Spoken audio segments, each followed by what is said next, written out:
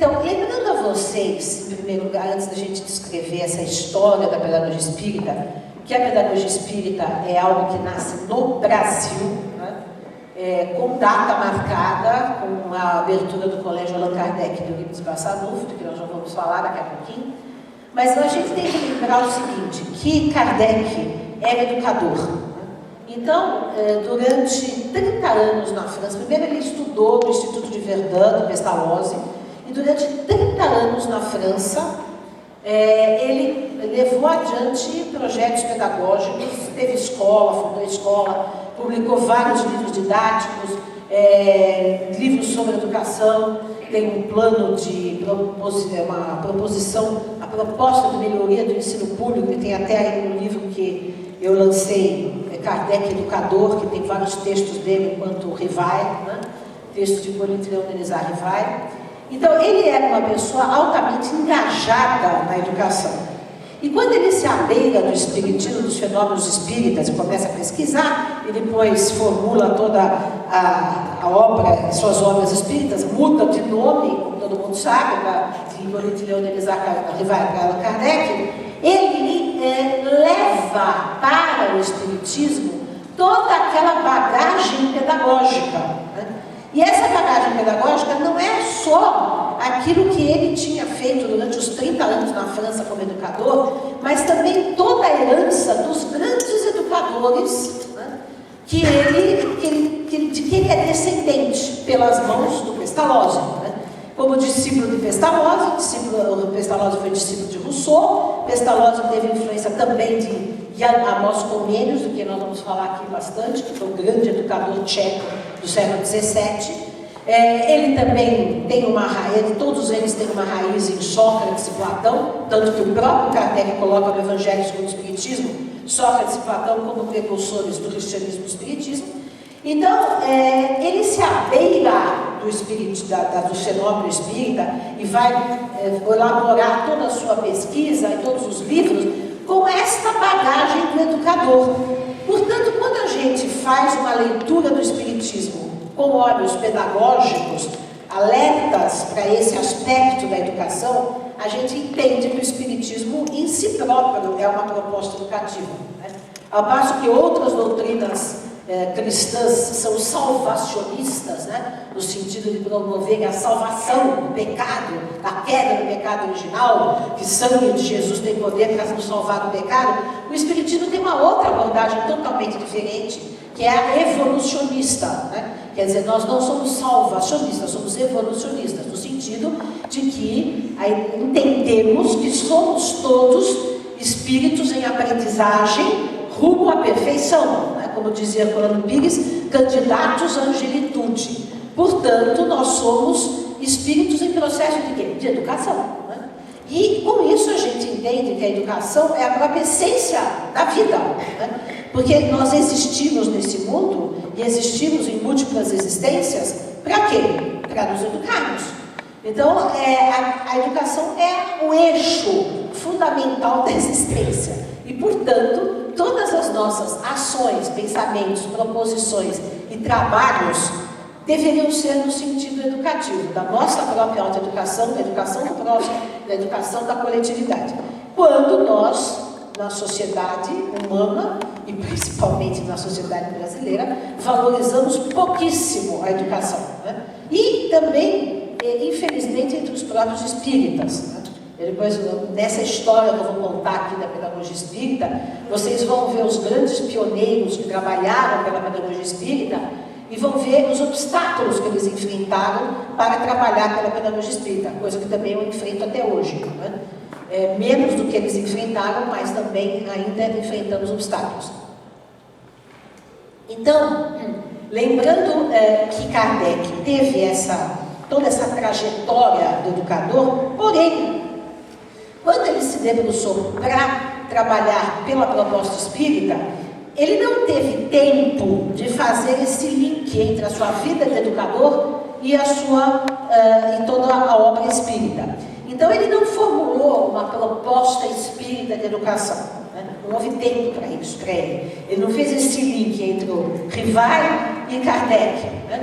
Claro que nas obras das básicas, a gente encontra várias coisas que ele fala do ponto de vista do pedagogo. Por exemplo, tem uma página maravilhosa do Evangelho segundo o Espiritismo que ele fala sobre o que é ser criança, que a criança tem uma aparência de inocência, ele descreve tudo aquilo, é fantástico. Também, quando a gente vê as coisas que ele fala sobre reencarnação, ele fala que as reencarnações são como séries de uma escola, que a Terra é uma escola, enfim, tem todas essas metáforas, essas abordagens que permeiam, né? Ele fala no Livro dos Espíritos que a educação é a alavanca do progresso humano, e assim, em várias obras suas, coisas que a gente pode pincelar e assim, pensar, na verdade, que falam sobre educação, mas ele não fez uma obra sistemática reunindo toda uma proposição. Então, por isso que é no Brasil que vai nascer a pedagogia espírita, né? E aí começa essa proposta da pedagogia espírita com Eurípides Barçanufo. Eurípides Barçanufo foi um educador que nós consideramos que foi o fundador, que lançou a pedra fundamental da proposta da pedagogia espírita, quando ele abriu em 1907 o Colégio Allan Kardec. Vamos contar um pouco dessa história que é maravilhosa. Eu sempre gosto de contar uma coisa que me deixa totalmente arrepiada, emocionada quando eu conto essa história, que é o seguinte: Eurípides Barçanufo era uma pessoa, um rapaz muito precoce, né, muito acima da média, muito jovem, já fazia jornal, já fazia teatro, enfim, e fundou um colégio, muito jovenzinho, chamado Liceu Sacramentano, e dava aula e dirigia esse colégio em Sacramento. Vocês imaginem Sacramento, que hoje ainda é uma cidadezinha minúscula. Imagina no começo do século XX, era um vilarejo, né? Interior de Minas, um país super católico, que Minas até hoje é bem católica, né? Um dos estados mais católicos do Brasil. E o que acontece? Ele, obviamente, era católico também, amigo de todos os bispos da região, muito considerado, etc. Só que, de repente, ele lê o livro Depois da Morte de Leon Denis e fica totalmente abalado e vai também presenciar alguns fenômenos espíritas, e aí ele se converte ao espiritismo. Nesse momento, há um escândalo na cidade. Imaginem vocês, todo mundo achando que ele tinha ficado endemoniado ou louco, ou ambos, né? E a cidade inteira o abandonou, inclusive a própria família, inclusive pai e mãe, não queriam falar com ele. E o que aconteceu com a escola? A escola, o dono do prédio pediu o prédio de volta, os alunos saíram, os professores saíram, e ele ficou sozinho. Ou seja, sem aluno, sem professor, sem prédio. E aí ele reabriu a escola, porque ele era absolutamente convencido de que o grande poder transformador é a educação. Então ele reabriu a escola numa sala da casa dele com uma tabuletinha, Liceu Sacramentano, e não vinham alunos, né? E ele entrou em depressão, inclusive nesse início ele ficou bastante mal, né? Porque sozinho, né? E um dia ele estava lá, não vinha aluno, não vinha professor, nada, apresentou-se uma entidade para ele, e ele era um médium fora de série, começou a desenvolver sua mediunidade depois que se aderiu ao espiritismo, e teve uma mediunidade extraordinária. E aí apresentou-se uma entidade para se comunicar com ele. Quando a entidade se identificou, ele pensou: não, agora realmente eu estou obsedado ou louco, não é possível. Mas a entidade insistiu e ele psicografou a seguinte mensagem: reabra as portas do colégio com o nome Colégio Allan Kardec. Liceu Sacramentano é o último resquício da vaidade humana. Institui um curso de astronomia e ensina o Evangelho do meu filho. E eu cobrirei o colégio com meu manto protetor. Maria, a serva do Senhor. Nossa, quando eu conto, eu sempre me emociono. Porque realmente aí vocês veem sob que proteção, sob que auspícios começou a pedagogia espírita no Brasil. A fundação deveu-se a uma mensagem direta de Maria, né? E ele abriu, de fato, então, o Colégio Allan Kardec em 1907, e dentro em pouco, realmente, ela cobriu o colégio com seu manto protetor, porque dentro em pouco era o colégio mais frequentado da região, assumidamente espírita, né? Colégio Allan Kardec. E aí ele desenvolveu um trabalho durante de 1907 até 1918, que foi quando ele morreu, pela gripe espanhola, e ele desenvolveu um trabalho que hoje em dia o José Pacheco, quem é da área da educação conhece, que é um educador português, que está radicado no Brasil, está trabalhando pela mudança da educação no Brasil, e ele conheceu o Eurípides Barçanufo graças ao nosso trabalho, lendo a tese do Alessandro, né, que está aí, sobre Eurípides, o livro do Alessandro César Piguetto, e ele passou a dizer, ele diz isso publicamente, em entrevista na televisão, etc., que ele considera o maior educador do século XX Eurípides Barçanufo, né? E de fato, o que é essa fundação desse colégio Allan Kardec? Não era simplesmente um colégio com o nome de Allan Kardec, não é isso que caracteriza o fato de ele ter lançado a pedagogia espírita. Acontece que era um colégio totalmente diferente, tanto dos colégios daquela época quanto dos colégios de hoje. Em relação àquela época, era extremamente progressista, por exemplo, no sentido que era um colégio misto, de meninos e meninas que estavam juntos, coisa que não havia. Imagina, eu ainda estudei em colégio de freira só de mulher, né? Não sou tão velha assim, né?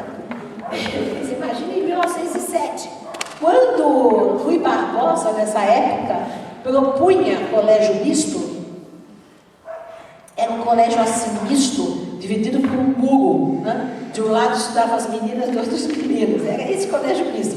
Mas o Eurípides não fez colégio misto mesmo, dentro da sala de aula, os meninos e as meninas convivendo juntos, né? Isso era um aspecto inovador na época.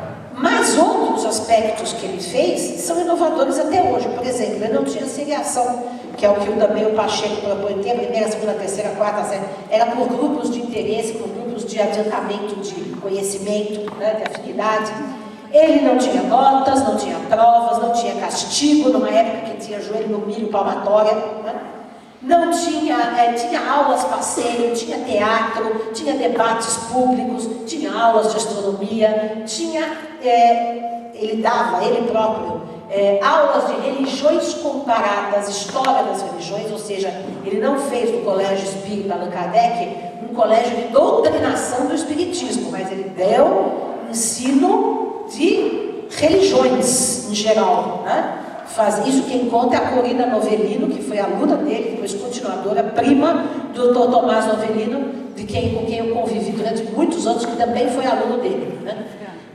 Então, ele assim, criou uma pedagogia totalmente diferente, que, por incrível que pareça, era muito semelhante à pedagogia que o Pestalozzi aplicava lá em Verdun, na Suíça, onde Kardec estudou.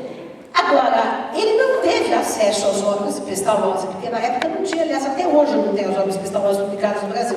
A única coisa que tem publicada no Brasil sobre Pestalozzi é a minha dissertação de mestrado de Pestalozzi, Educação e Ética, que tem um texto lá que eu traduzi. Mas nunca foi traduzido um texto de Pestalozzi no Brasil, a não ser esse meu, que está traduzido, a Carta de Estados. Eu pretendo, se Deus quiser, até a minha morte ainda traduzir alguns, mas não tive tempo nem condições financeiras para isso, né? Eu queria formar uma equipe de pessoas que traduzissem, revisassem, mas tudo isso exige aquela coisinha básica, que está muito em falta. Enfim, mas ele, de certa maneira, seja porque provavelmente ele pertencia ao mesmo grupo espiritual de Kardec, Pestalozzi, etc., e então já trazia essas ideias, ou intuiu a partir da própria leitura do Espiritismo essas ideias da pedagogia espírita, e ele não escreveu nada, ele só agiu. Mas a gente sabe exatamente como funcionou o colégio dele, porque tem muitos testemunhos, né? Então, por exemplo, a Igorina Cunha, que escreveu Igorina Novellino, desculpa, não, a Igorina Cunha era a sobrinha dele. A Corina Novellino, que escreveu um livro sobre ele, conta várias coisas. O Tomás Novellino, que eu entrevistei inúmeras vezes, que estudou lá, contava também como era. O Alessandro, quando estava fazendo a pesquisa dele de mestrado, eu fui com ele no Sacramento, e nós descobrimos um manuscrito de um aluno dele, Germano, contando tudo como era. Então a gente tem bastante material sabendo como que funciona funcionava a escola, como que era esse primeiro colégio Allan Kardec. Então, já fica posto aqui, primeiro conceito, pedagogia espírita não é um colégio tradicional com aulas de espiritismo e de catequese, como muita gente pensa que é. Pedagogia espírita é uma proposta de fazer uma escola totalmente diferente da educação tradicional, né? E ela também vai trabalhar a espiritualidade, mas não de maneira fechada, confessional, doutrinando as pessoas no espiritismo, mas falando de todas as formas de espiritualidade, inclusive do espiritismo. Então, essas duas primeiras coisas que são pedras fundantes da prática da pedagogia espírita por Eurípides Bassanufo. Bom, pode passar? Durante o século XX, nós tivemos várias pessoas que desenvolveram ideias e práticas da pedagogia espírita, que eu considero que são os pioneiros da pedagogia espírita. Todos eles estão estudados e retratados na minha tese de pedagogia espírita, que foi a minha tese de doutorado na USP, em que eu faço todo o histórico da pedagogia espírita no século XX no Brasil. Vou falar sobre cada um deles. Pode passar. Em primeiro lugar, a Anália Franco. A Anália Franco foi contemporânea de Eurípides Bassanufo. Ela, inclusive, teve um encontro pessoal com ele, né? Ela foi a Sacramento porque ela tinha o seguinte, a Anália Franco teve uma obra fantástica, vocês todos já devem ter ouvido falar, porque em todo lugar tem um lar da Anália Franco, tem em Jundiaí, tem em São Manuel, tem em Santos, tem em São Paulo, em todo lugar tem, porque ainda são lares que ela fundou, e alguns ainda até funcionam, né? Não nos modos que ela tinha, mas fazendo trabalhos educacionais, sociais, né? A Anália Franco, deixa eu contar um pouquinho da história dela, que é maravilhosa, uma mulher fantástica, como se diz no Nordeste, uma mulher correta, né? Porque de fato ela deu uma contribuição incrível e era uma mulher muito determinada.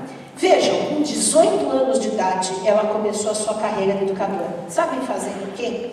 O seguinte, quando ela tinha 18 anos de idade, saiu a lei do ventre livre. A lei do ventre livre é aquela que os filhos de escravos que nasciam nas fazendas, ou qualquer lugar de cativeiro, não podiam mais ser escravos. Então, o que faziam os fazendeiros? Jogavam as crianças fora, né? Porque como não ia ser mais escravo deles, então jogavam fora. E ela começou, com 18 anos, a recolher essas crianças e cuidar delas. E aí ela começou a se envolver com o movimento abolicionista, republicano, enfim, porque começou a fazer esse movimento de acolhimento das crianças negras, né?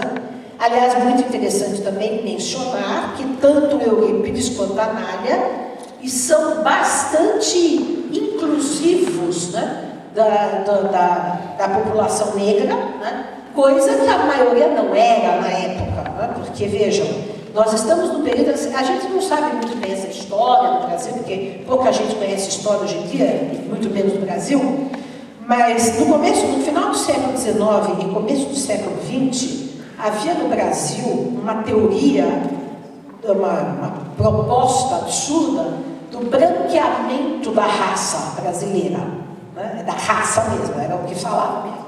Porque dizia-se que o brasileiro era inferior, porque era muito pardo, tinha muito negro, tinha muito mulato aqui. Então tinha que branquear a raça para melhorar a raça, né? E aí então, por isso que trouxeram as ondas imigratórias para cá de alemães, de italianos, né? Porque precisava melhorar a raça. Então, quando os negros saíram da escravidão, não incorporaram os negros como força de trabalho e não deram educação, não tiveram um projeto de inclusão social dos negros, né? Por isso que hoje os projetos de inclusão social são muito necessários, porque até hoje não foi feito isso, né? Ainda a população negra é a maior parte dos caras que está nas prisões, é a maior parte da periferia que morre fuzilada por policiais, e assim vai, né? Então nós ainda temos ranchos da escravidão e da senzala no Brasil, né? E quem não vê isso, na verdade, está escondendo a cabeça dentro da terra, né? Que nem o avestruz, porque isso é fato. Bom, enfim. Então, numa época em que tinha-se esse tipo de atitude política geral e que intelectuais participavam disso, Eurípides e Anália tiveram uma atitude totalmente diferente, porque além de eles terem alunos negros, eles tiveram professores negros, coisa que era inadmissível nessa ocasião, né? No final do século XIX, começo do século XX. Não existia isso, era muito raro, sei lá, não conheço outra proposta que tenha feito isso. E, no entanto, Eurípides e Anália tinham essa total senso de igualdade, né? Como deve ser de fato, como está dentro da própria proposta do Espiritismo, né? De igualdade entre todas as pessoas. Bom, e aí a Anália, a partir de então, ela começou a trabalhar, depois veio a República, e no virar do século XIX para o XX, ela fundou a chamada Associação Feminina Beneficente. O que era essa associação? Essa associação era uma associação totalmente só constituída de mulheres, numa época em que a mulher não tinha voz. Gente, vocês lembrem só uma coisa, nessa época, a mulher era menor de idade sempre. Ela passava da tutela do pai para a tutela do marido. Não tinha, ela não era cidadã igual ao homem. Não tinha o poder de voto, não podia trabalhar, não podia nada, né? E a Anália criou uma associação beneficente feminina que só mulheres participavam. Aliás, homens, se participassem, não podiam abrir a boca. Aí as pessoas falam, mas então ela era do tipo feminista que é o contrário do machismo. Não é isso. Aliás, feminismo nunca é o contrário do machismo. Machismo é aquele que não reconhece o direito igual entre o homem e a mulher. E a feminista quer o reconhecimento do direito igual, não quer ser mais do que o homem, quer o direito igual, né? E aí o que acontece? Mas o problema é o seguinte, numa sociedade em que a mulher não tinha poder nenhum de voto, de fala, de nada, se o homem entrasse e falasse, todas elas se retrairiam, né? Então, para haver uma participação efetiva, tinha que deixar os homens de fora mesmo. E ela, com essa associação beneficente feminina, fundou mais de 100 escolas, orfanatos, né, abrigos em todo o estado de São Paulo. E o que eram esses orfanatos e esses abrigos? Aí vamos ver uma outra questão social, política, da mulher da época. O que acontecia com uma mulher nesta época se ela desse, entre aspas, né, um mau passo na vida? Né? Ou seja, se ela tivesse um filho antes do casamento, ou perdesse a virgindade, ou tivesse um filho fora do casamento, qualquer coisa assim. O que acontecia com essa mulher? Tinha 3 opções. Ou ela ia, se ela fosse rica, convento. Criança enjeitada, e ela ia para o convento. Se fosse pobre, prostituição. E se fosse pobre ou rica, poderia ir para o hospício. Porque muitas mulheres eram colocadas no hospício porque não se adequavam aos padrões da época. Não sei se vocês sabem, há pesquisas feitas sobre isso, não é invenção minha, não. Então, o que faz a Anália? Ela, vou usar um termo muito atual, que todo mundo fala, claro, ela empodera as mulheres, né? Porque ela acolhe essas mulheres na associação beneficente, nas escolas, nas creches, as mulheres e os filhos dessas mulheres, né? E as profissionaliza.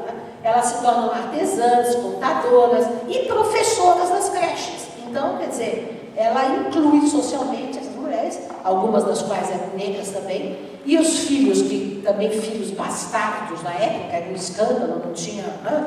E ela, então, também vai cuidar dessas crianças. Ou crianças que eram filhas de mãe solteira, ou crianças que eram órfãos de pai e mãe, crianças que eram órfãos só de pai e só de mãe, enfim, diversas situações de carência absoluta. Então, ela faz um trabalho fantástico. E também, nas escolas dela, ela também praticava o diálogo interreligioso. Ela, todo mundo sabia que era espírita, mas ela não impunha o espiritismo para ninguém. Ela, sim, falava de Deus, fazia orações, falava de questões morais, mas dentro de um denominador comum de todas as religiões, respeitando a religião de cada um. Passa para o próximo. Até aqui alguma pergunta? Tomás Novelino, eu estudei nesse colégio. Você estudou em Franca? Eu lembro dele. De que época que você estudou? Posso perguntar sem ofender a sua idade? Não, olha, não foi bem aí, viu? Mas deve ter sido 1950 e pouco. acredito. Eu lembro dele, da esposa dele. Dona Aparecida. Sim. Ele é uma pessoa fantástica. Eu convivi com ele durante muitos e muitos anos, né? Fui grande amiga dele, entrevistei ele inúmeras vezes, ele contando sobre o Eurípides e sobre a Nália, porque ele estudou com os dois. Tudo bem que foi por um motivo triste, porque ele ficou órfão de pai e mãe aos 6 anos de idade. E aí ele foi colocado no orfanato da Anália Franco em São Paulo, né? E depois, quando ele saiu de lá, ele foi estudar com o Eurípides do Assanova. Então ele passou pelos dois, ele contava dos dois, né? Falava dos dois com grande carinho, com grande amor, e como tinha sido. E por conta desta influência, obviamente, ele fundou também um colégio espírita em Franca, né, que foi a fundação do Candário Pestalozzi. E ele chegou a ter, nessa época que você estudou ainda não tinha tudo isso não, mas ele chegou a ter 4 unidades do Educandário, 3 em Franca e 1 em Sacramento. Chegou a ter uma fábrica de sapato que sustentava todas as escolas, né? Uma fazenda, toda a alimentação ia para as escolas, para as crianças, e as crianças, assim, ele chegou a ter mais de 3.000 crianças estudando gratuitamente nessas 4 unidades, né? 3 em Franca e 1 em Sacramento. E as crianças estudavam em período integral, tinham uma alimentação vegetariana orgânica naquela época, né? Orgânica, leite tipo A, né? Tudo feito da melhor maneira possível. E o que assim, me chamou muita atenção, porque eu visitei muitas vezes, ia quase todo mês para Franca, ficava com o doutor Tomás Ovelino, conversava, entrevistava, falava. Nós nos tornamos grandes amigos, tivemos uma experiência interessante que eu já conto também, no meio do caminho. Era o seguinte, 2 coisas, uma muito positiva, que era que ele fez tudo da melhor maneira possível. Isso é uma coisa que eu sempre cito, porque, primeiro, na escola estudavam as crianças de classe média, as crianças pobres e os filhos dele, não havia divisão, né?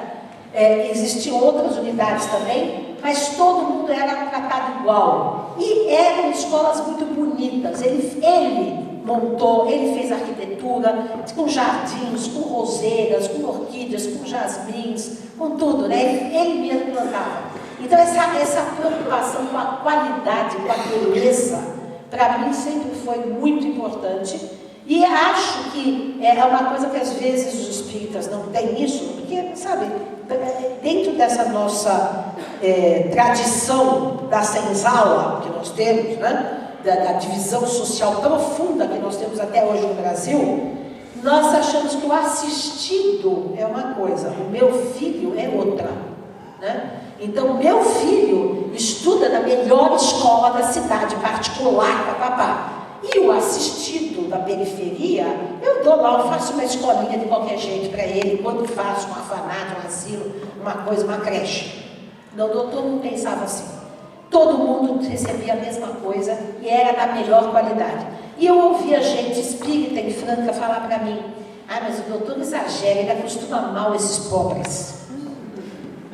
Olha só, como é que é o negócio? Como é que é o preconceito, como é que é a questão de classe aqui no Brasil ainda.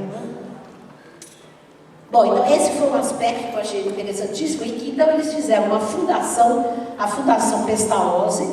Ele não tirava um tostão na fábrica de sapato, todo o dinheiro da fábrica era destinado às escolas, ele não tirava uma folha da fazenda, tudo era para as escolas. Ele e a esposa viveram a vida inteira dos seus proveitos pessoais, ele de médico e ela de professora, ela foi diretora da escola, mas eles, enquanto outros donos de fábrica de sapato tinham carros importados, todo para a Europa, etc., eles viviam de maneira muito simples, porque todo o dinheiro ia para sustentar essa imensa obra do Educandário. Agora, quando eu cheguei lá pela primeira vez e conheci as ideias de Eurípides, eu fiquei um tanto, digamos assim, um pouco decepcionada, porque a escola era uma escola convencional, tradicional, com carteiras, lousas, notas, provas, tudo igual. Quer dizer, tinha alguns aspectos de aulas de música, tinha jardins, tinha teatro, tinha algumas coisas que eram,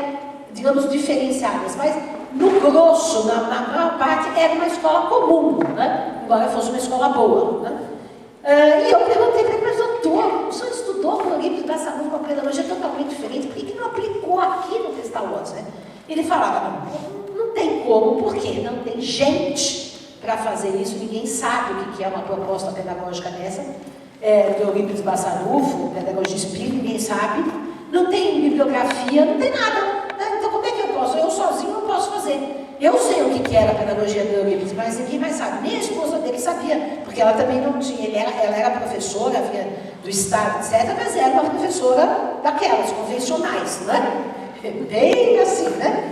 Enfim, então ninguém sabia. Isso me ficou na cabeça e foi influenciar algumas coisas depois que eu vinha fazer, que eu vou contar para vocês. Então, aqui o doutor Tomás Novellino, que teve essa proposta, que deu uma contribuição importante em vários aspectos, mas que também deu esse toque para mim, né? Falta de pessoas, falta de preparo, falta de bibliografia. Ele, por exemplo, quando ele colocou o educandário Pestalozzi, ele não tinha lido nada do Pestalozzi. Depois que ele veio ler alguma coisinha, não tinha nada no Brasil sobre Pestalozzi. Foi também na intuição. Aí nós temos o Vinícius Pedro de Camargo, que nasceu em Piracicaba, estudou naquele colégio protestante de Piracicaba, onde tinha uma educadora de muito relevo aqui no Brasil, a Martha Watts, que era uma pessoa bastante interessante, ela vinha dos Estados Unidos, era protestante, mas conhecia Pestalozzi, Comênios, então tinha algumas práticas pedagógicas diferenciadas, né? E ele se tornou espírita, e ele escreveu alguns livros muito bonitos, que eu recomendo a todos, o Mestre da Educação, na Escola do Mestre. Esses livros, aliás, algum deles é publicado, um pela FESP, o outro pela FEB, e são livros que mostram que o cristianismo e, portanto, o espiritismo são projetos de educação. E ele tem a ideia da educação, como nós trabalhamos exatamente em todos esses grandes pioneiros da pedagogia espírita trabalharam, né? Que educar não é colocar coisa dentro da cabeça do indivíduo, mas é extrair do interior e não assimilar do exterior, quer dizer, despertar, né, a alma, abrir os olhos da alma, como dizia Platão, né, trazer à tona, né, e não colocar coisas prontas na cabeça e no coração do indivíduo. Então, eles esmiuçam tudo isso muito bem. Além disso, ele foi um dos fundadores do Instituto Espírita de Educação em São Paulo. Infelizmente não existe mais, existe como um centro espírita, mas não como Instituto Espírita de Educação. Essa é uma história tristíssima, né? Uma das histórias tristes que eu vou contar aqui para vocês. Infelizmente, eu devo dizer o seguinte: as iniciativas que houve no movimento espírita de educação, de pedagogia espírita, não receberam apoio das entidades institucionais, federativas ou não federativas, as grandes entidades. Então, o que acontece? Quando foi fundada a USE, em 1949, União das Sociedades Espíritas, que a FESP participou como uma das fundadoras, né? E depois houve um desmembramento, porque a FESP não pertence, enfim, um divisionismo no movimento espírita que nem vale a pena mencionar, mas enfim, só no estado de São Paulo nós temos 3 grandes facções, né? A USE, a FESP e a Aliança. 3, né? Mas é verdade, são 3 linhas que não se conversam, ainda mais. 3 partidos políticos, enfim, só, né? Enfim. Mas seja como for, só contando a história, sem tomar partido, em 1949 foi fundada a USE, e junto foi fundado o Instituto Espírita de Educação. Quem fez parte dessa fundação estava o Herculano Pires, estava o Fausto Lex, que era o pai do Anilex, estava o Vinícius Pedro de Camargo, e eles, quando fundaram o Instituto Espírita de Educação, constava que o objetivo era fomentar a educação espírita, fundar escolas, né, nos municípios, assessorar, patati patatá. Quantas escolas foram fundadas? Você sabe quantas? Nenhuma. Aliás, não dizer nenhuma, teve uma, no próprio Instituto Espírita de Educação.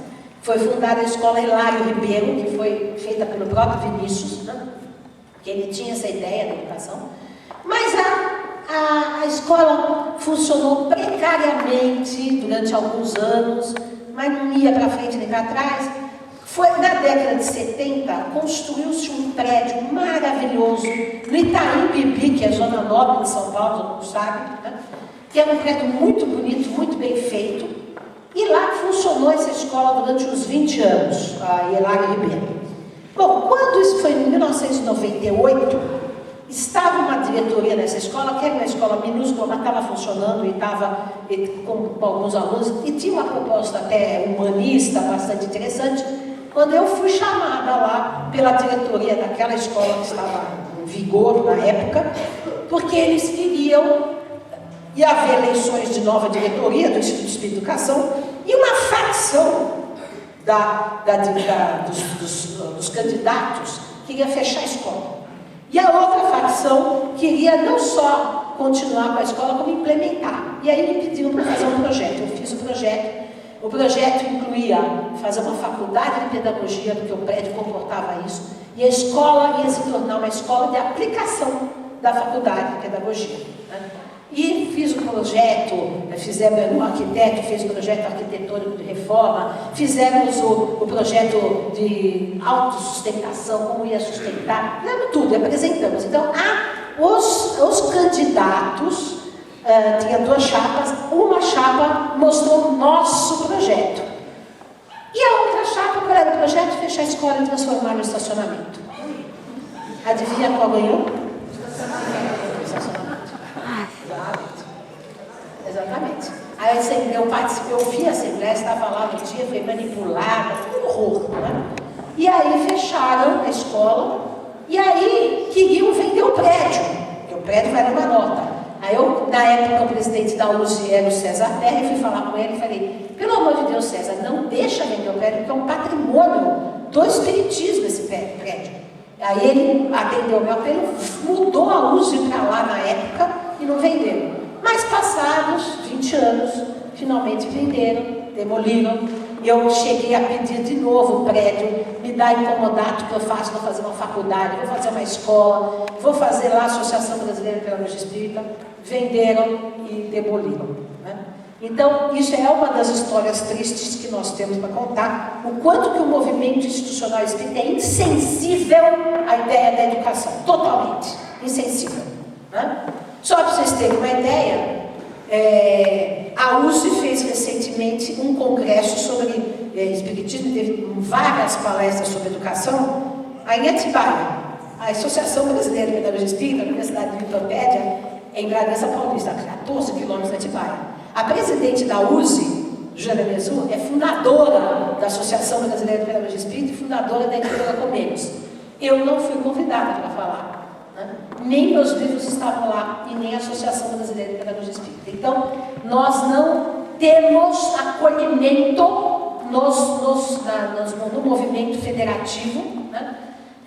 Para divulgar a ideia da pedagogia espírita. Um ou outro que nos acolhe, né? Mas muito raro. Então, isso não sou eu só, todos esses casos que eu vou contar aqui são exatamente assim. Vocês viram esse caso, vou contar outros, que são tristes também, né? Então, o que acontece? Por que será isso? Se alguém tem uma hipótese de trabalho sobre isso? Vocês acham por que isso? É uma questão política também da educação do país?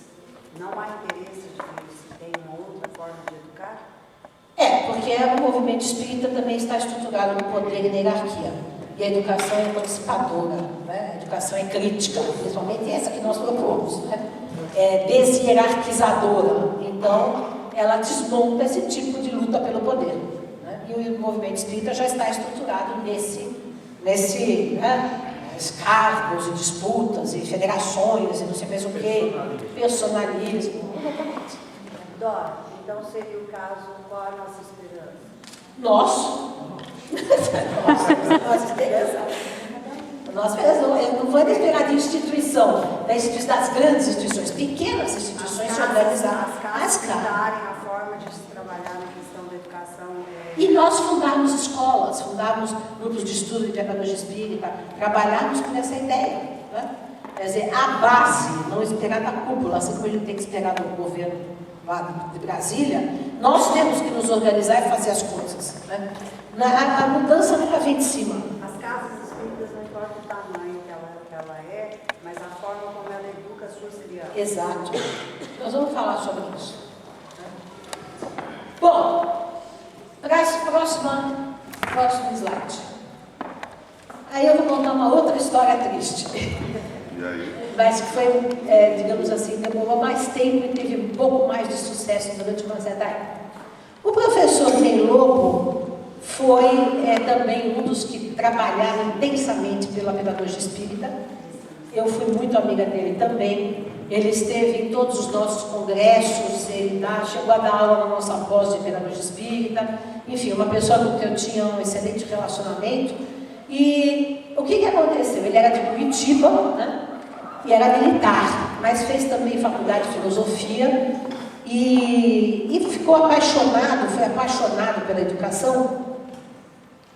E na década de 60 existia já em Curitiba, mantido pela Federação Espírita do Paraná, vou contar a história, porque houve um grande espírita, o Lins de Vasconcelos, que era nordestino, mas ficou depois radicado no Paraná.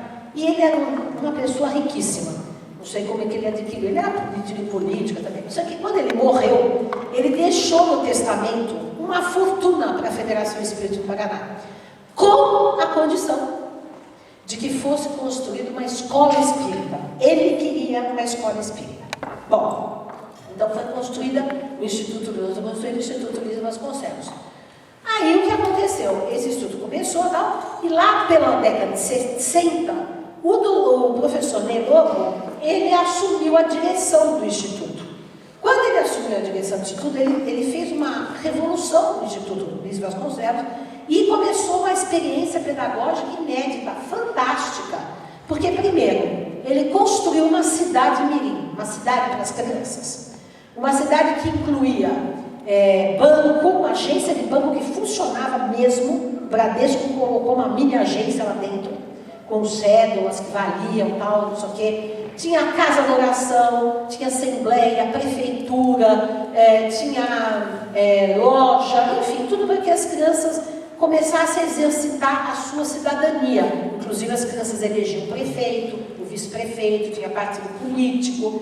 Enfim, ele estava ensaiando as crianças, aliás, em plena ditadura militar, como ele era militar, ele não foi perseguido por isso, né? Dentro da própria escola. Então as crianças elegiam os prefeitos, tinha uma assembleia para discutir, enfim.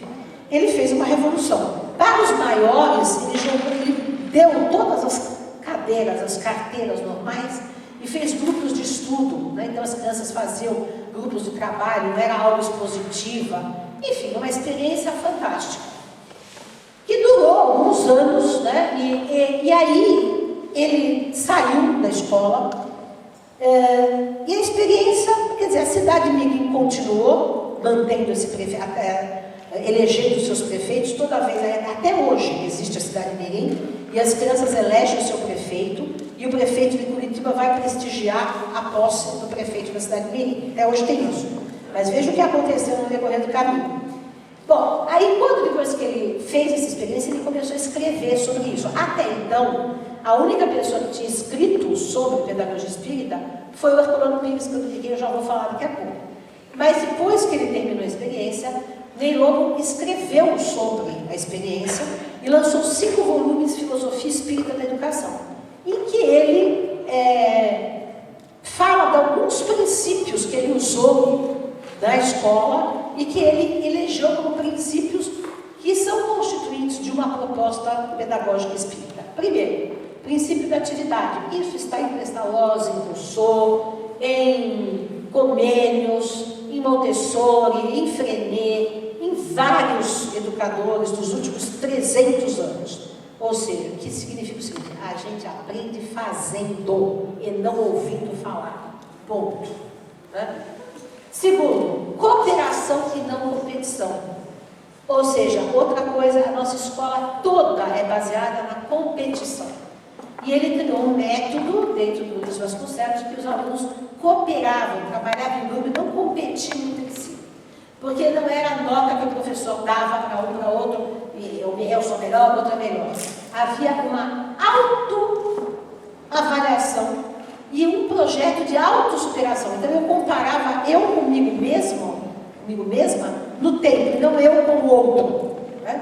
Uma autoanálise. E era o processo da reparação e não da punição, que é o mesmo processo, por exemplo, que Janusz Korczak usou na República das Crianças, em Varsóvia, aquele que morreu com as suas 200 crianças no campo de concentração de Treblinka. É o mesmo princípio que o Neil usa em Summerhill, né? As crianças se autorregulam, elas reparam e não são punidas pelos adultos, né? Discutem, uma discute com a outra, coloca, você me fez isso, você me fez aquilo, então vamos chegar a um acordo. O adulto ou outras crianças podem ser os mediadores, mas não há uma punição por parte dos adultos. Que a punição é sempre humilhante, é sempre autoritária e sempre injusta. Né? Então, ele também trabalhou tudo isso. Eu vou mostrar para vocês aí, olha só o que é a cidade mirim que ele construiu. Esse é o Instituto Luiz Vasconcelos, e aqui a cidade mirim que ele construiu. Passa para nós. Olha ele aí, ainda relativamente moço, ele viveu até os 90 e tantos anos, de 1919 a 2012. Façam aí a conta.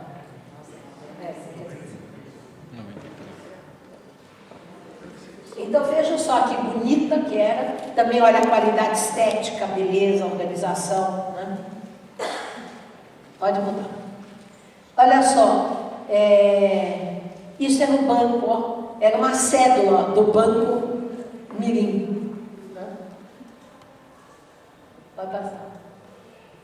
Aí nos grupos de estudo, ali era a assembleia, os mais velhos, né? Que os menores eram da cidade de Mirim e os mais velhos participavam dessas assembleias, desses grupos de trabalho. Tá, volta para lá que eu ainda não vou terminar. Volta outra. Tá voltando. Tá. Bom, aí a história triste. 1998, no mesmo ano que eu tinha sido chamada lá para o Instituto Espírita de Educação, eu também fui chamada lá para o Instituto Luiz Vasconcelos. E o Neogo também foi chamado. O que aconteceu? A diretoria que estava, na época, à frente da escola, espíritas muito engajados, eles queriam reavivar a pedagogia espírita no Instituto Luiz Vasconcelos. Então chamaram a Pia Nelogo para fazer uma capacitação dos professores e fomos lá e fizemos, trabalhamos, etc. Aí, sem mais nem menos, a Federação Espírita do Paraná resolveu destituir aquela diretoria que tinha nos chamado e arrendar o colégio para um grupo particular desses que exploram comercialmente a educação. O Nelogo foi lá falar com o diretor, falou, não faça isso. O Instituto Luiz Vasconcelos é uma obra espírita, é uma herança do Luiz Vasconcelos, tem a proposta de levar adiante a pedagogia espírita. A federação não tem nada, não tem que apoiar a escola, não tem que manter a escola, não sei o quê. Não houve argumento. E até hoje a escola foi arrendada assim indefinidamente. E aí, em seguida, a cidade de Mirim foi considerada patrimônio da humanidade pela Unesco. Né? E hoje, e aí o Nelogo andava na carteira, ele mostrava para todo mundo uma foto dele diante de um outdoor, um Curitiba enorme, falando Cidade Mirim, patrimônio histórico da humanidade pela Unesco. E grupo, eu não me lembro lá qual é o número do grupo, que é o grupo particular que hoje comanda a escola. E ninguém sabe que ele que tinha feito a escola, que era um processo da pedagogia espírita, nada. Né? E hoje em dia é uma escola comercial. Então, mais uma vez, como que o movimento institucional não compreende e não apoia a ideia da pedagogia espírita. Passa para o próximo. Bom, aí nós temos o Herculano Pires, com quem também eu convivi desde criança, desde 2 anos de idade, meus pais eram amigos dele.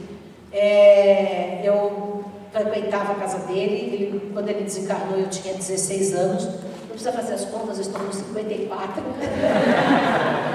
vou completar 55 em dezembro. E foi o Herculano Pires quem primeiro teorizou sobre a pedagogia espírita. Inclusive criou o termo pedagogia espírita. Por quê? O Eurípides, a Nália, o Vinícius e o próprio Ney Lobo tinham tido experiências, feito coisas na área de uma proposta espírita de educação, mas não existia, não haviam teorizado ainda. Depois o Ney Lobo viria também a teorizar. Mas não haviam nem teorizado, nem criado um termo para essa forma de pensar a educação. Então foi o Herculano Pires que criou o termo pedagogia espírita. Ele lançou também no final da década de 60, começo da década de 70, a revista Educação Espírita, mas ele só conseguiu fazer 6 números, porque houve um total desinteresse dos espíritas em relação à revista. Então, economicamente, não vingou. Hoje em dia, existe um livro à venda pela editora Paideia, que é a editora do Herculano, da família, né, que ficou com a família, que se chama Pedagogia Espírita. Este livro é uma reunião de artigos publicados na revista Educação Espírita. Mas ele começou a sistematizar as ideias. Então, por exemplo, vocês sabem que o Herculano Pires, não sei aqui se vocês leem os livros dele, mas deveriam, porque são muito bons, ele dialogou muito com as correntes da época, correntes filosóficas, correntes sociais da época. E a corrente filosófica mais forte na década de 50 e 60 é o existencialismo. Né? Existencialismo de Sartre, de Heidegger, ou existencialismo cristão, né? De Emmanuel Mounier, etc. E ele então cria uma ideia de existencialismo espírita. O que é o existencialismo? O existencialismo é um método de filosofar a partir do aqui e do agora, né? Da existência. Não parte de pressupostos metafísicos de Deus, do universo, não. Parte do existir, né? O aqui e agora, do cotidiano, da vida, etc. E o Herculano vai propor a ideia do interexistencialismo, porque a gente não vive só no aqui e agora, a gente interexiste, né? No tempo e no espaço, dentro de outras dimensões espirituais, já que nós somos espíritos encarnados, espíritos em transição. Né? Então ele cria esse termo que nós somos seres interexistentes, o que também impacta a própria teorização da pedagogia espírita, porque nós temos que considerar que as crianças e os professores são seres interexistentes. Ou seja, não são seres que estão começando agora, né, do nada. Né? São seres que têm outras dimensões do passado, dimensões espirituais, né? Que isso é que a interexistência nos aponta. Então ele cria e trabalha com todos esses conceitos. Ele que lança as bases de uma filosofia espírita da educação, de uma proposta teórica de pedagogia espírita. Aquilo que o Tomás Ovelino dizia que não tinha. Né? Que ele, então, Herculano começou, os dois também eram amigos, também conheciam o Ney Lobo, todos eles se conectavam entre si. Né? Pode passar. Bom, e aí entramos nós na história. Né? E antes dessa data, 1991, né, eu fiz minha tese de mestrado na USP, que foi sobre pestalose, porque pensando em fazer algo a respeito da pedagogia espírita, eu me dei conta que era preciso resgatar os antecedentes de Kardec, já a partir de pestalose, depois Rousseau, Comênios, porque Kardec recebeu toda essa herança. Então, é impossível, inclusive, compreender Kardec se a gente não compreendesse, não tivesse ideia de quem foi Pestalozzi, de quem pensou Pestalozzi, Rousseau, Comênios, todos esses precursores do espiritismo e da pedagogia espírita. Mas em 1997, eu lancei pela Federação Espírita do Estado de São Paulo a primeira edição do Educação segundo o Espiritismo, que até hoje é o meu livro mais lido, mais vendido, está reeditado, reescrito várias vezes. A última edição eu fiz uma reescrita bastante profunda, porque tinham passado 15 anos e a gente muda, o mundo muda, eu reescrevi muita coisa. E aí, em 1998, nós criamos a editora Comênios. Lembram-se? Dr. Tomás Ovelino tinha dito, não tem bibliografia, não tem nada sobre pedagogia espírita. Então, nós decidimos que a primeira estratégia seria criar uma editora que pudesse lançar livros que fornecessem, né, substrato teórico, prático, para uma prática da pedagogia espírita. Né? E aí nós lançamos em 1998 a editora Comênios, que vai o ano que vem fazer 20 anos, e há 20 anos, ou 19 anos e meio, sempre no vermelho. Né? Não é porque ela seja comunista, mas é porque ela realmente, né, nunca saiu do vermelho. Um sacrifício insano, né? Porque a gente não lê, não publica livrinho de mensagenzinha de autoajuda, nem romance violetas na janela, nem nada disso. Né?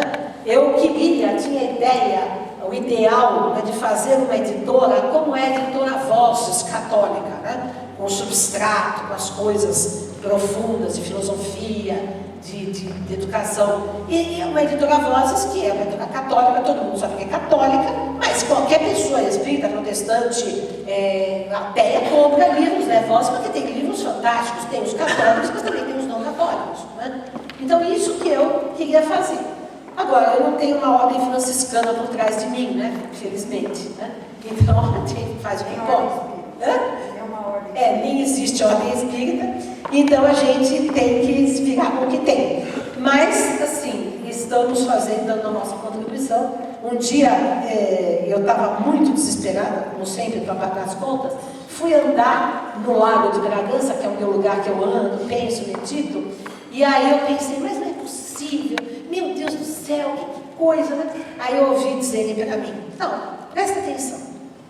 As dívidas, tudo isso vai ficar aí, vai passar. Agora, os livros vão ficar para sempre. Né? Os livros já estão aí e vão ficar para sempre. Falei, tá bom, um pouquinho mais de trégua podia dar, mas tudo bem. Então, a gente começou a lançar exatamente obras de filosofia espírita, de pedagogia espírita, de Comênios, de Pestalozzi, de Rousseau, enfim, coisas que... O que é? É comigo? Não. Tá. Que desse substrato para as pessoas poderem entender o que é a pedagogia espírita. Só para vocês verem a importância desses clássicos da educação para a gente entender a pedagogia espírita, eu vou contar um caso para vocês daqui a pouco. Antes, só vou falar mais uma coisa. Aí, em 2001, eu defendi a tese de doutorado na USP, aí sim, sobre pedagogia espírita. Né? Essa tese eu não queria fazer, porque foi um sacrifício imenso para entrar, demorei 5 anos, ninguém queria ter na PUC, na Unicamp, na Unesp, na USP várias vezes, e ninguém queria, né? Porque imagine pedagogia espírita, e vocês sabem quem me ajudou, vocês não vão acreditar, para entrar na USP com essa tese foi um católico, da Opus Dei, especialista em São Tomás de Aquino. Vejam só, tudo bem que depois ele saiu do Opus Dei e denunciou o Opus Dei, mas não deixou de ser católico, é católico até hoje. O grande professor Luiz Jean Mauand, que me ajudou muito na minha carreira acadêmica. E aí eu fiz essa tese e realmente eu falava assim, não, mas eu não preciso fazer, muitas vezes eu quis desistir porque a gente não conseguia entrar, eu falava, não preciso, escrevo livros, né? E os espíritos insistiam, não, tem que fazer a tese. Depois eu vim entender por quê. Né? Eu falava, não ligo para esse negócio, doutor, não preciso disso. Eu falava, não, mas tem que fazer. Depois eu entendi por quê. Por quê? É fácil a gente escrever livros no movimento espírita, que qualquer coisa que a gente escreve está bom. Né? Então você escreve 1, 10, também, e não vai sair daqui. Agora, você escrever uma tese numa USP, né? Diante de uma banca que não é espírita, né?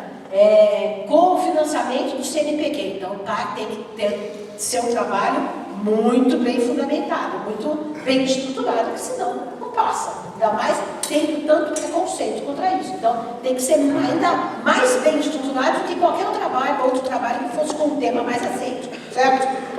E aí, então, eu vi a importância disso, porque realmente aí passou com louvor, com isso, com aquilo, e na banca tinha 2 católicos, um conservador e um progressista, 2 espíritas e a minha orientadora judia. Então foi uma banca comigo. Mas eu achei que foi fundamental fundamental, exatamente. E na época o Ney Lobo falou assim para mim, e foi o único que estava vivo assistindo a defesa da tese, os outros todos estavam desencarnados já, e ele, espero que estivesse assistindo também. E o Ney Lobo falou assim, ele fez um discurso na hora que a gente foi comemorar e tal, e ele falou assim, que aquela tese era um cavalo de Troia que eu tinha acabado de enfiar na universidade. E de dentro desse cavalo de Troia iam sair os mestrados, os doutorados, de vários outros temas. E foi exatamente o que aconteceu. Porque a partir daí, então, o Alessandro César Bigueto fez a tese na Unicamp sobre Eurípides, a Samantha Lodge fez na Unicamp sobre Ana Franco, atualmente agora acabou de ser defendida, que nós esperamos poder publicar, a tese do Rogério sobre o próprio Ney Lobo, né? O André Andrade Pereira fez uma tese fantástica em Juiz de Fora, que também nós publicamos em 3 livros, porque era muito grande, Espiritismo e Globalização, Espiritismo e Religiões, Espiritismo e Budismo. Enfim, e aí outras tantas teses que se desdobraram nas universidades por causa da minha tese, né?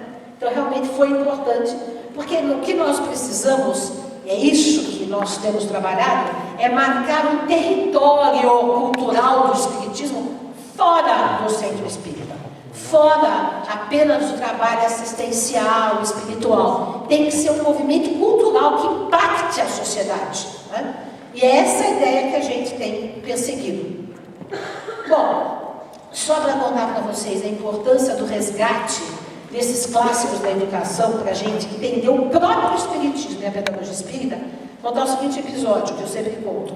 Uma vez eu fui almoçar aqui com uma professora de Direito de uma universidade alemã. Eu morei 3 vezes na Alemanha, eu sei falar alemão, e ela evidentemente nunca tinha ouvido falar em espiritismo, nem Kardec, nem nada disso, muito menos em pedagogia espírita.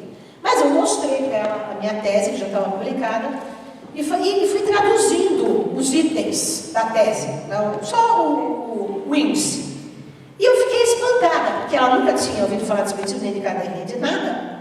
E ela, em 5 minutos, entendeu do que se tratava, né? Quando eu demoro anos para explicar para os próprios espíritas que não entendem, muitas vezes, né?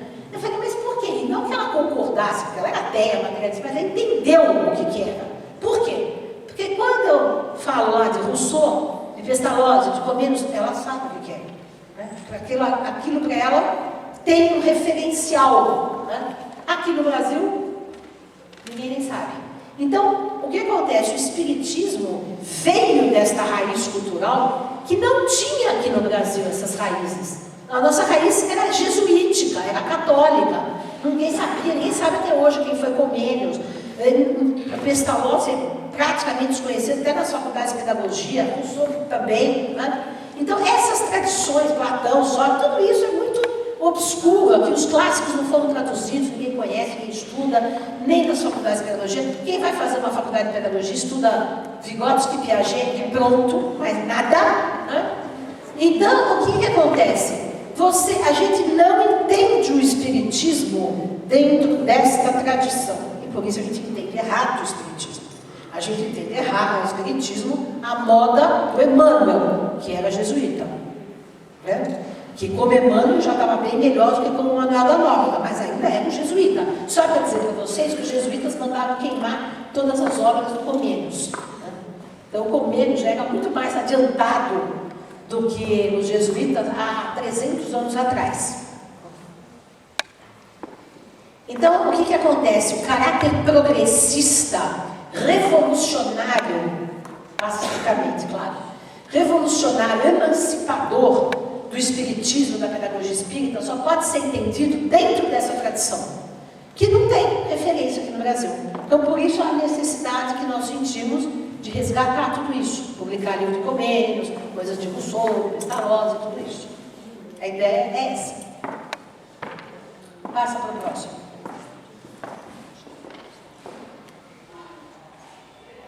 Bom, em 2004, então, nós criamos a Associação Brasileira de Pedagogia Espírita. E desde 2005, nós criamos a pós-graduação em Pedagogia Espírita. Lembram o que eu estou falando? Não temos bibliografia e não temos gente preparada, então vamos preparar a gente. Vamos criar um curso para preparar pessoas que possam aplicar e multiplicar a ideia da pedagogia espírita. E desde 2005, nós estamos agora na 13ª turma do curso de pós-graduação de pedagogia espírita, atualmente funcionando em Bragança Paulista, aqui pertinho, uma hora daqui. E é semipresencial, uma vez a cada 2 meses, né? E o outro mês é à distância. Tivemos que fazer assim, antes era só presencial, tivemos que fazer assim por causa da crise, porque tem gente que vem do Brasil inteiro fazer a pós. Atualmente na sala nós temos gente do Piauí, de Sergipe, de Minas Gerais, do Rio de Janeiro, enfim, vários lugares. E aí a gente então faz uma vez, as pessoas vêm, ficam hospedadas lá, depois no mês seguinte a gente manda o material, no outro mês vem de volta. E esse curso, ele tem sido altamente impactante nas pessoas que fazem. Eu mesmo me surpreendo, né?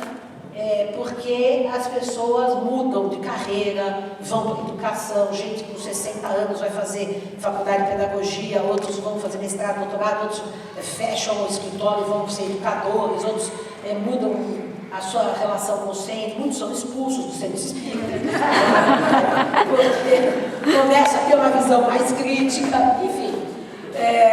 Mas muita gente assim, tem um impacto existencial muito grande, é o que os próprios alunos dizem. Porque a educação, quando é educação, ela é transformadora, né? Não é apenas informação, né? É uma coisa que impacta o ser humano. Então, é uma coisa que também a gente leva com muito sacrifício, principalmente agora nessa época de crise, sempre no prejuízo, né? E ainda sou criticada por cobrar pós, porque na coisa espírita não se pode cobrar, mas se pode cobrar passe, mediunidade, mas não um curso no lugar que eu pago aluguel, luz, água, telefone, e funcionários, e ainda os próprios professores que também dão aula, a gente paga, né? Então não tem como fazer de graça. Mas é um preço bastante acessível, tá? Mas os espíritas implicam com tudo. Então, a gente sempre tem prejuízo, nunca tive lucro, né? Sempre prejuízo, no máximo em algum tempo que nós tínhamos um financiamento bastante forte da Capemisa, a gente empatou, mas enfim. Mas o trabalho em si é muito fecundo no sentido de exatamente atender essa demanda que o Dr. Tomás Novelino falou lá para mim lá atrás. Não tem gente que saiba o que é pedagogia espírita, então estamos ensinando o que é, estudando junto, pesquisando, produzindo conhecimento para isso. Pode passar. Muda só que eu quero te falar uma coisa, volta, só uma coisa. Esse curso não é direcionado apenas para educadores, né? É para qualquer pessoa, porque qualquer pessoa pode estar ligada à educação. É um caráter interdisciplinar e o nível dos professores é top, né? É top. É só professor da USP, da Unicamp, gente, a maioria doutores, alguns mestres, mas toda gente muito também engajada no tema do que trata. E outra coisa, é um curso também que trata da proposta interreligiosa. Então, a pedagogia espírita, o tempo inteiro a gente fala que é uma proposta interreligiosa, como fez Eurípides, como fez Anália, como fez o Dr. Tomás Novelino, não impõe o espiritismo para ninguém. Então, por exemplo, dentro do próprio curso de pedagogia espírita, nós temos um módulo que se chama ensino interreligioso. Então, temos o monge budista, do candomblé, sheik muçulmano, padre, enfim, que vem dar aula para a gente e das suas perspectivas. Tá? Agora sim. Bom, outra coisa que nós passamos a fazer, ainda dentro dessa ideia de produção de conhecimento, são os congressos de pedagogia espírita e depois, a partir de 2010, os congressos internacionais de educação e espiritualidade. O que é isso? Bom, congresso, mas todos os espíritas fazem congresso? Fazem, mas os congressos espíritas fazem são de palestra de espírita para espírita, né? E palestra que os espíritas falam sobre qualquer assunto, ou só os que são espíritas. Se são médicos, então, nossa, são enciclopédias universais, né? Falam sobre medicina, educação, clonagem, física quântica, qualquer coisa, né? Os médicos falam, enfim.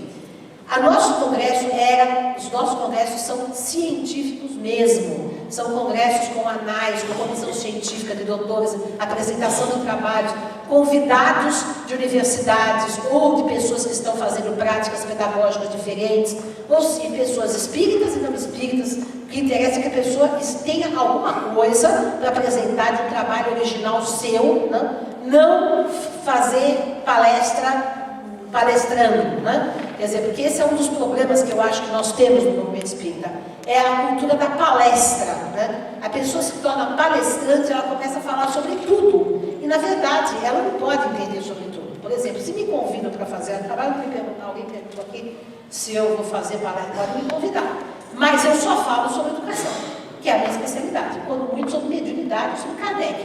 Eu não vou falar sobre física quântica, não vou falar sobre estrutura do perispírito, não vou falar. Eu falo sobre o que eu entendo, né?